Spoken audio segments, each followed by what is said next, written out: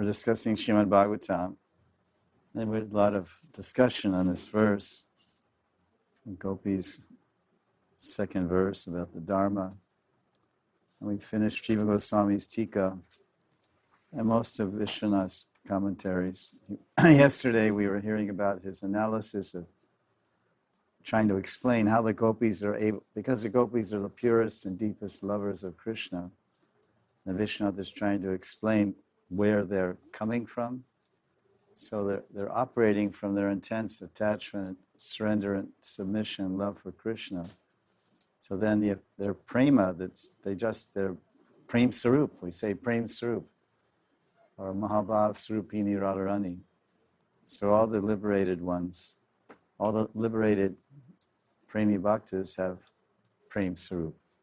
Sometimes it's called bhav deha. Bhav means Mahabhav, it means Madhurya Bhav. It doesn't mean a Sakti Bhav and Prem. It's a total transcendental level of intense love, the most intense love. So Vishwanath says that love of the gopis, it expresses itself as sunshine and moonshine. And both are necessary, both are healthy, both are essential for our well-being and holistic existence. So the gopis need the fire and ice. So ice is separation, fire is union.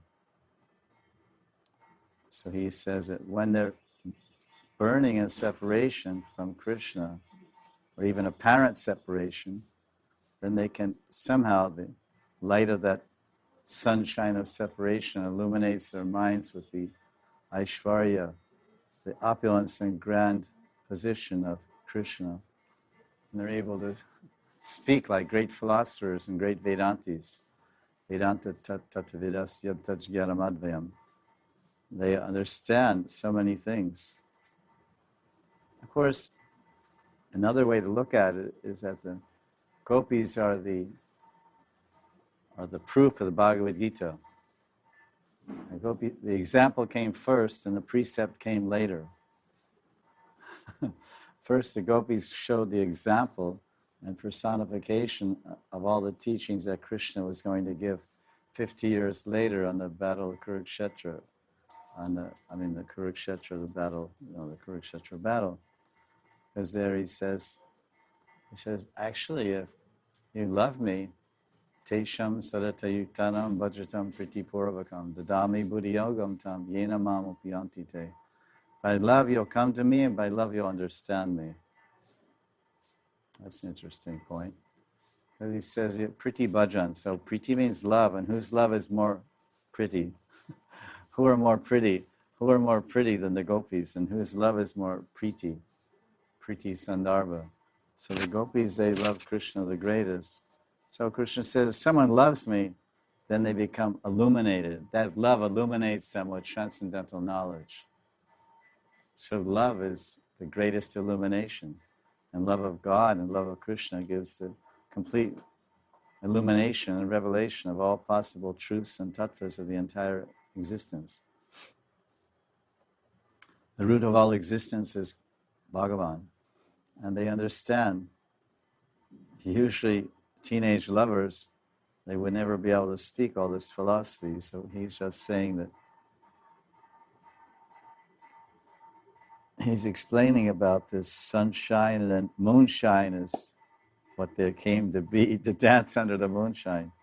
So we didn't finish. He said that these kind of feelings of the gopis, that the gopis' love, it shrinks and becomes less perfect during union or meeting with Krishna if his opulence is revealed. Although in this instance, the gopis are meeting with Krishna, they are expecting separation. This is the sting of love.